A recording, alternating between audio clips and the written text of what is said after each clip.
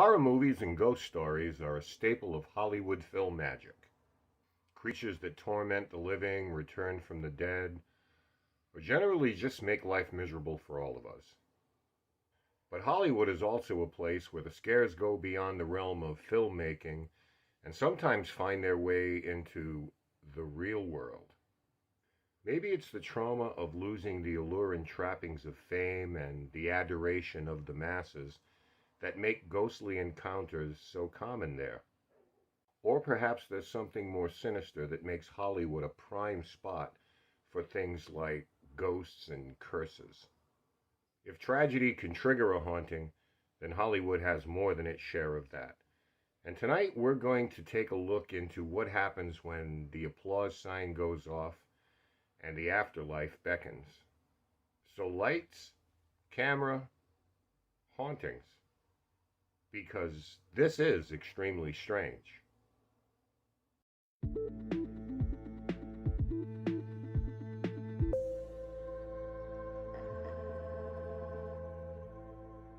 The Pantages Theater is said to have three main spirits that haunt the location, with one being Alexander Pantages, a Greek-American vaudeville-era film producer who founded it. Pantages was accused of sexually assaulting a 17-year-old aspiring actress, a crime he was eventually acquitted of upon appeal. But because of the growing costs of attorney's fees, he was forced to sell the Pantages to make those payments. It's believed that because of his deep emotional attachment to his prized theater, his restless spirit still roams the main floor of the building, with disembodied footsteps often heard there. Another ghost is said to be that of a young female patron who died in the theater mezzanine because of an undisclosed illness. It's said she remains within the theater and is sometimes heard singing. It seems she holds an eternal regret for never having the opportunity to display her own talent on stage. A third spirit is said to be that of none other than reclusive millionaire Howard Hughes, who purchased the theater in 1949. A devotee of the arts, he also had an office there where, to this day, his apparition is still seen from time to time. Cold spots are often felt there, and his ghost has been spotted watching rehearsals as he did when he was alive. A younger-looking Hughes, dressed in a suit, is sometimes seen walking around a corner and then through a wall that was once the original doorway to his office. In 1942, 15 years after motion picture talkies had been introduced to Hollywood, John Hampton opened the Silent Movie Theater, which featured his own private collection of silent-era films, as well as an extensive restoration and re-showing of others in an attempt to honor the fading genre. Hampton personally restored some films using toxic chemicals to help preserve the old prints, an undertaking that would eventually prove fatal to him. By the late 1970s, he announced he had contracted cancer from excessive chemical exposure and ultimately died in 1990. Lawrence Austin reopened the theater in 1991 and endured his own tragic situation when he became the target of a murder plot, conceived by his companion and theater projectionist, James Van Sickle, who was deeply in debt and stood to gain financially from Austin's death. Austin was shot and killed on January 17th of 1997 in the theater lobby by 19-year-old hired gunman Christian Rodriguez during a screening of a comedy short. The murder was staged to look like a robbery to cover up the actual intent, with the gunman firing off rounds as he escaped through the crowded lobby. Rodriguez and Van Sickle eventually were convicted of their roles in the plot and both sentenced to life in prison. The theater is said to be haunted by the two former owners, Hampton, who haunts the upstairs lounge, which was actually his and his wife Dorothy's former apartment, and Austin, who was often seen in the main lobby by startled employees. A subsequent owner, Charlie Lustman, claims before he bought the theater and reopened it on Halloween night in 1999, he was riding by on his bicycle to get lunch when he was spoken to by the full-bodied apparition of John Hampton. This convinced him to raise the $1 million needed to restore the cinema through investors and wealthy friends. The venue, now known as Avalon, opened as the Hollywood Playhouse in 1927. In 1942, it became the El Capitan and set a record for the longest-running variety review in the history of legitimate theater, Ken Murray's Blackouts. During the 1950s and 60s, it served as a backdrop for many TV specials and variety shows like The Lawrence Welk Show. Today, it is a lavish nightclub still used for television specials, as well as movie premiere gatherings, a filming location, and a venue for top recording artists. It's said that a ghostly jazz pianist still tickles the keys after hours in a small club room upstairs. The smell of old-timey perfume still lingers throughout the club, and a dapper man in a tuxedo has been seen roaming the theater for decades. A couple dressed in 1930s attire have been seen sipping cocktails in their private box, and a ghost known as Harry, a former electrician from the Blackouts era, enjoys tying cable in knots on the catwalk, stealing tools, and generally causing mischief. The eerie sounds of a sobbing girl in a locked stall in the main lobby ladies' lounge has been heard by scores of women, and some other patrons will complain about talking in the balcony during a show, even when the area is closed and empty.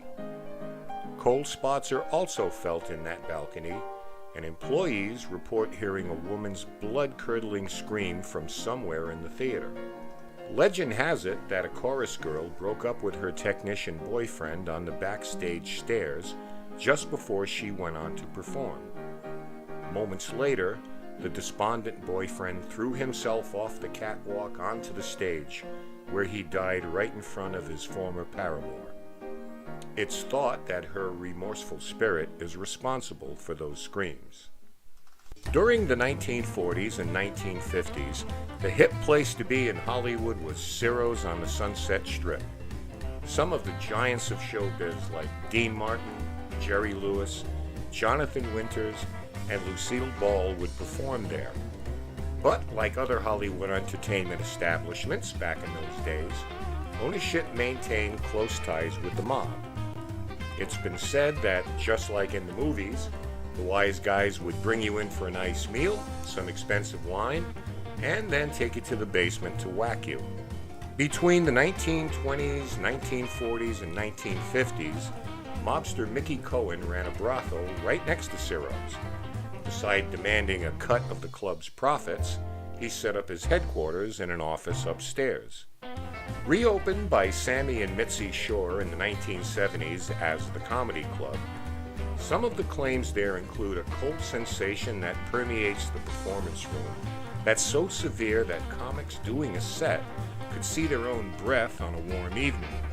Employees would constantly get calls at the busiest times on the club intercom from extension 31, a line that didn't exist.